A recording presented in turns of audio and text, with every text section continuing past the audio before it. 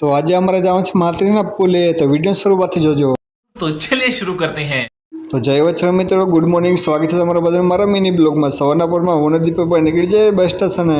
Bus station પગી ગયા તો કોઈ નહીં, પછી એ વાહેલા ગયા કિશોર ગોર મહારાજ. ઘડીક વાર બેસીને પાછા સાવનભાઈ આવી ગયા એટલે નીકળી જાય પાછા તો 3 જણા માત્રીના પુલે પહોંચી ગયો. માત્રીના પુલે કપડાં બદલાઈ લીધા, કામ પર આવી ગયો. પછી તો અહીંયા લાદીવાળા રખડે, પછી હાણો એના ભાઈ વાંહે ચાલે કામ કરો.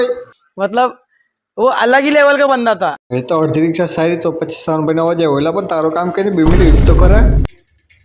પછી આવી ગયા દીપકભાઈ રીતે સારવા. આવી લાદી કોને કરી? એનો 7 કરોડ દેવું પડે. તે પછી આપી સાપસા માલ કાપતા હતા.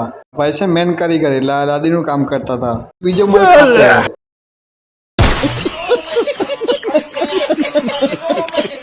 તે પછી સાવનભાઈ દીપકભાઈ છે રીતિના બાસકા ભરતા હતા. પછી આપી સાહેબના માણસો આવી ગયા દારૂના બાસકા ભરવા. ઘડીક બેઠો તો અવાજ આવ્યો, હાલે ઝડપ કરી લે, ઘડીક બેહવા તો દે, તને કામ છે. ઉપર ને એક જમીન ઘડી ઘડે બેસીને પાછા વર્ગીએ કામે. એ પછી આપી સાહેબ લાડી ફિટ કરતા એના માણસો રોગો બનાવી દેતા હતા. 5 વાગ્યામાં થઈ ગયા અમારું કામ પૂરું, એટલે હું સાવનભાઈ દીપકભાઈ 3 જણે નીકળી જાય ઘેરે. એટલે ઘેરે પછી કોઈ નાઈ ધોઈ થઈ ગયો ફ્રેશ ને ચાલો મળી તમને બીજા વ્લોગમાં.